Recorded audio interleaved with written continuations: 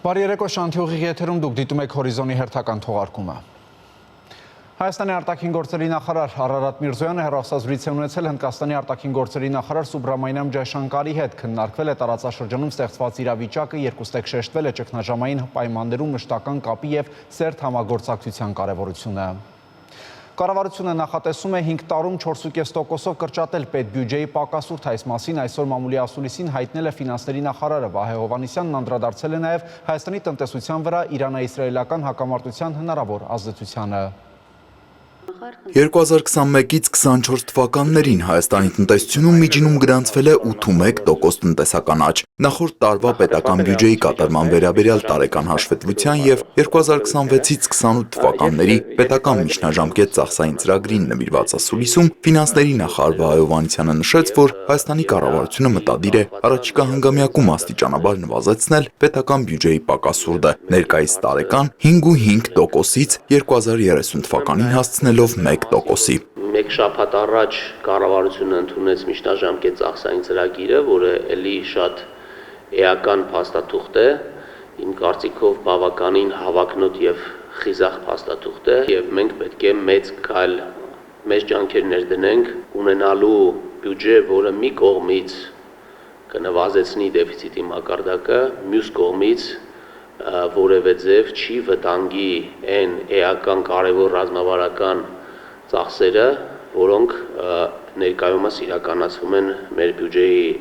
միջոցներով։ Ֆինանսների նախարարն ասաց, որ կառավարությունը քննարկում է հարկային նոր օրենսգիր ունենալու հայեցակարգային հարցերը եւ այդ իմաստով նաեւ որոշակի գաղափարներ կան հարկման համակարգի վերափոխման վերաբերյալ, որպեսզի իրականում դառնա այնպիսի մի միջավայր, որը փոքր եւ միջին ձեռնարկություններին կօգնի ստեղծման փուլում խուսափել ավելորդ վարչարարության հետ կապված հարցերից, բայց միևնույն ժամանակ հնարավորություն ստեղծի ունենալ մոտիվացիա արագ զարգանալու եւ մեծանալու, չառաջացնելով խեղաթյուրումներ ընդհանուր հարկման համակարգի եւ այսպես կոչված արտոնյալ հարկային համակարգի միջև։ Անցած շաբաթ մենք քննարկում ունեցել ենք հասարակական կազմակերպությունների հետ, ունենք հարկային խորհուրդ, որտեղ ներկայացված են տարբեր շահառու խմբեր ներկայացնող ՀԿ-ներ, ում հետ նաև այդ գաղափարական հարցերը փորձել ենք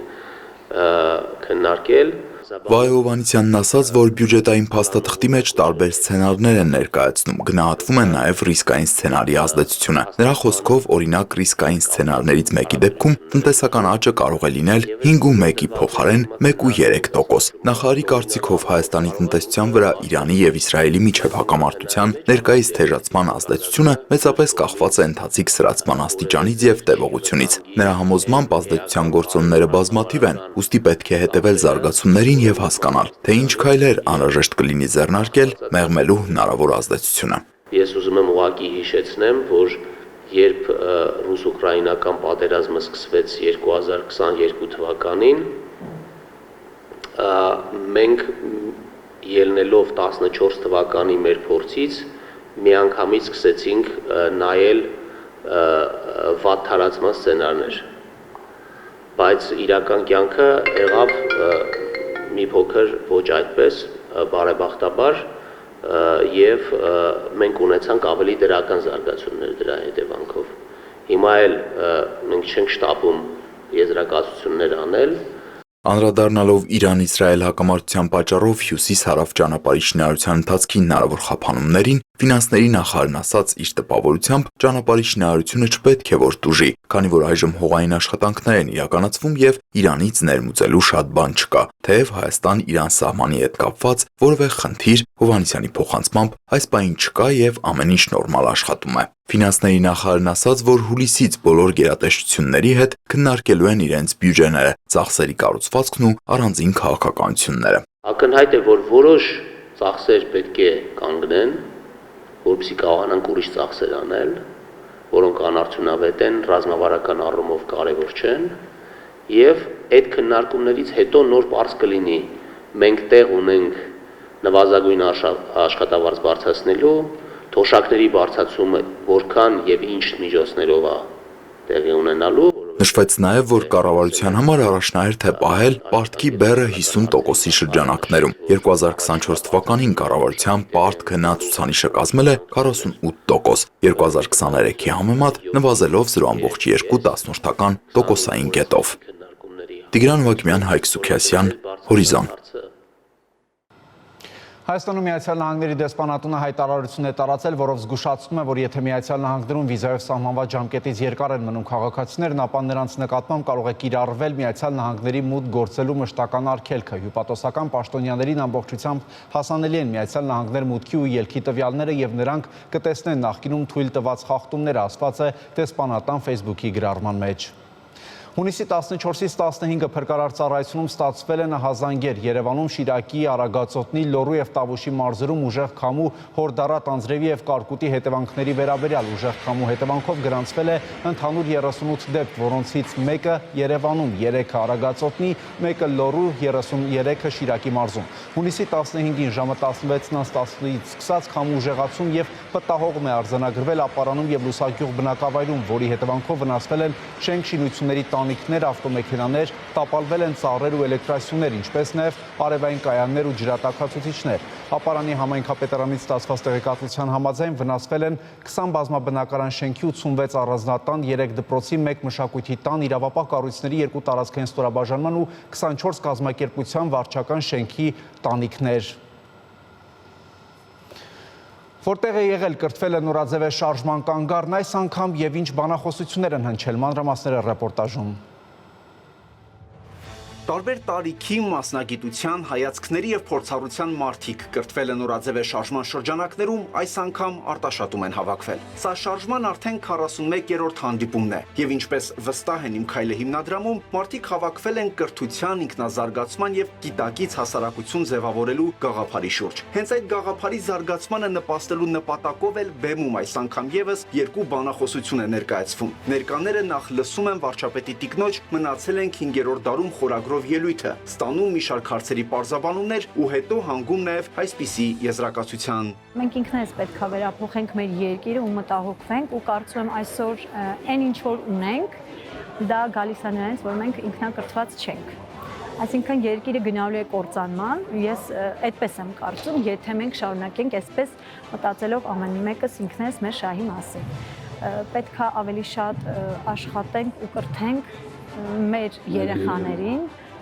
ու փորձենք մի փոքր մտածել մեր երկրի բարության մասին։ Այս շարժման մասին իրենք ներկաները խոստովանում են, տարբեր հակասական կարծիքներ են լսել։ Նաև հենց դրա համար են եկել, որ իրենց աչքով ու ականջով տեսնեն ու լսեն, թե ինչի մասին է կրթվել է նորաձև է շարժումը եւ ինչ ուղերձներով է այն իրականացվում։ Այսօր այստեղ գտնվելով համոզվեցի, որ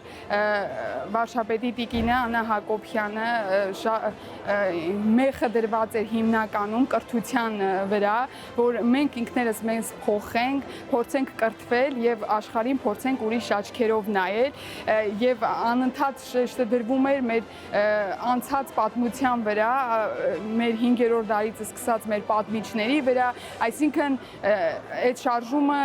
ամբողջովին նրա մասին էր, որ մենք պետք է չմոռանանք որտեղից ենք եկել, ինչ դժվարություններ ենք անցել եւ փորձենք ամեն օր ինքներս մեր վրա աշխատելով գնանք ավելի դեպի առաջ, գնանք լուսավոր ապագա, մեր երեխաներին էլ փորձենք կրթել ավելի ճիշտ ձևով։ Հիմնականում այդ հասկացա, որ արտաշատում հավաքվածներն էլ հասկանան, թե ինչ հասել է իրական Հայաստան, վարչապետն այստեղ եւս ներկայացնում է այդ խորագրով իր բանախոսությունը, շեշտելով հայրենիքի եւ պետության մասին իր առամերժ ընկալումները, դարձյալ այդ ամենում ընդգծելով կրթության առանցքային դերը։ Հատկապես ուզում եմ առանձնացնել պարոն Փաշինյանի միտքը, որ եթե ցանկանում ենք վերափոխվել, մենք պետք է պատրաստ լինենք ոչ թե առաջինը վերափոխել աշխարհը, այլ պետք է առաջինը պատրաստ լինենք վերափոխելու մեր կյանքը, հետո երկիրը, հետո նոր աշխարհը, ոչ թե աշխարհից պահանջենք վերափոխվել, այլ ինքներս ցանկանանք վերափոխվել։ Ինչու եմ կարևորում կրթվել է նորաձև է շարժումը եւ ինչու եմ հենց կրթությունը համարում նորաձև մեր օրերում,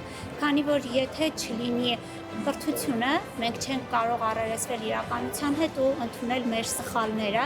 Սա առաջին դեպքն է, երբ որ պետության առաջին դեմքի եւ առաջին տիկնոջ մակարդակով դրված է կրթությունը կարևորելու այս ուղենիշային սանդղակը, որը մինչ այս չի եղել եւ մեզնից յուրաքանչյուրը պետք է ձգտի համակայլ գնալ։ Այս բանախոսություններով եւ ուղերձներով կրթվելը նորաձև է շարժումն առաջիկայում նաեւ Մարալիկում, Աշտարակում եւ Մարտունիում է լինելու։ Շանթ հեռուստաընկերություն, Հորիզոն։ Երևանի քաղաքապետարանը գործակարգավարական նիստի ընթացքում ամփոփել է հաշվետու շաբաթը։ Քաղաքապետ Տիգրան Ավինյանը հայտարարել է, որ այս ամառ նախատեսվում է ամբողջությամբ հրաժարվել տրանսպորտում QR կոդով տոմսերի թղթային տարբերակից։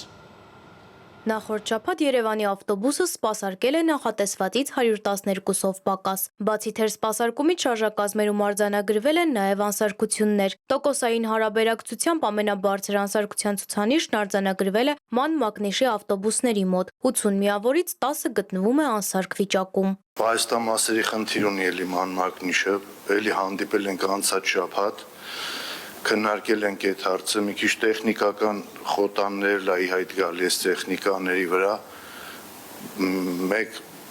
փոխարինումը տևում է։ Վերջին 6 ամիսն է, եթե այս տեմպով էլի շարունակվի, այդ ընկերության հետ էլ չենք կարողանա ուղղակի շարունակել մեր համագործակցությունը, սա վերջնական եւ հստակ փոխանցեք։ Նիստում ներկայացվեց նաև Մայրաքաղաքի տրանսպորտային պարկի համալրման հաջորդ քայլը՝ 45 նոր տրոլեյբուսների ձեռքբերումը։ Չնայած այն հանգամանքին, որ համապատասխան պայմանագիրն արդեն ստորագրվել է, այս փուլում դեռևս ֆինանսական միջոցներ նախատեսված չեն։ Գերման գործընթացի շրջանակներում կնքված պայմանագրի արդյունքում Երևան համայնքի համար ձեռք են բերվել թվով 45 տրոլեյբուսները, սակայն պարոն քաղաքապետը հաշվի առնելով, որ դեռևս ֆինանսական միջոցները նախատեսված չեն, խնդրում եմ հանձնարկանի ժամկետը որոշակի ժամանակահատվածով երկարաձգելու։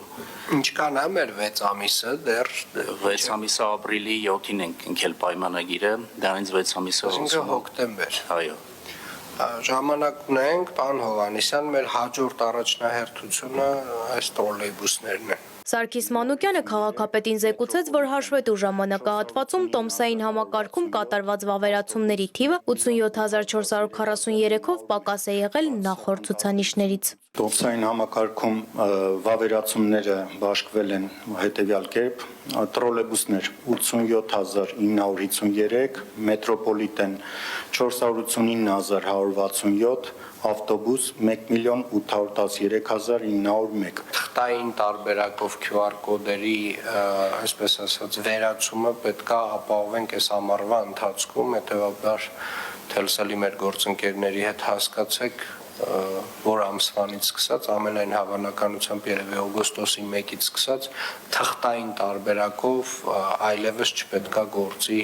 QR-ները։ Զեկույցներից մեկն էլ վերաբերում էր Երևանի սեփական եկամուտների այս տարվա պլանային առաջադրանքների ցուցանիշներին, որտեղ կատարողականը պակաս է եղել շուրջ 2 միլիարդ դրամով, ինչի պատճառներից մեկը եղել է փոխադրավարձի, իսկ մյուսը նախագծման թույլատվության եկամուտների գծով թերհավաքագրումները։ Զվարթ Ղազարյան, Հորիզոն։ Գազպրոմ Արմենիա ընկերությունը հայտնում է, որ հունիսի 17-ին գազամատակարարման պլանային դադարեցումներ են նախատեսվում Դիլիջանում, Նոյեմբերյանում, հունիսի 17-ին եւ 18-ին Արմավիրի մարզի որոշ բնակավայրերում, իսկ հունիսի 18-ին Երևանի որոշ հասցեներում։ Գազպրոմ Արմենիա ընկերությունը տեղեկացնում է, որ պլանային աշխատանքներ իրականացնելու նպատակով հունիսի 17-ին ժամը 10-ից մինչև ժամը 17-ը կդադարեցվի Տավուշի մարզի Դիլիջան քաղաքի Սայաթ Նովայի, Շահումյան, Գայի փողոցների, Հովսեփյան առաջին փողոցի, Միասնիկյան երկրորդ նրբանցքի, Հակոբջանյան երրորդ նրբանցքի, Պարզ լճի փողոցի գազասպառողների, Մոնթե Մելքոնյանի անվան ռազմական վարժարանի, Դիլիջան թիվ 2 մանկապարտեզ հողակի, Վիլարեստ ընկերության հյուրանոցի, Սա Աղաջանյան ընկերության, Աթ Համրազյան Աձեի, Գոշ գազ ընկերության ԱԳԼՃԿ-ի գազամատակարարումը, Նոյեմբերյան քաղաքի նոյեմբերի 29-ի Կոմիտասի, Բարանա այգեգործների, Սայաթ Նովայի անտարագործների, Զանդրանիկի, Երևանյան փողոցների գազասպառողների, Գազարդ ընկերության ԱԳԼՃԿ-ի, Արարատ Գիշյան ընկերության, Հովսեփ Նարեկ ընկերության, Ստեփականատեր Մեխակ Հարությունյանի թիվ 1 նախադպրոցական հաստատության Ժիվիկ Գիշյան Աձեի գազամատակարարումը։ Պլանային աշխատանքներ Քարակերտի ԳԲԿ-ն սնող կողմնատար գազի կապիտալ նորոգում իրականացնելու նպատակով հունիսի 17-ին ժամը 9-ից մինչև հունիսի 18-ը ժամը 21-ը կդադարեցվի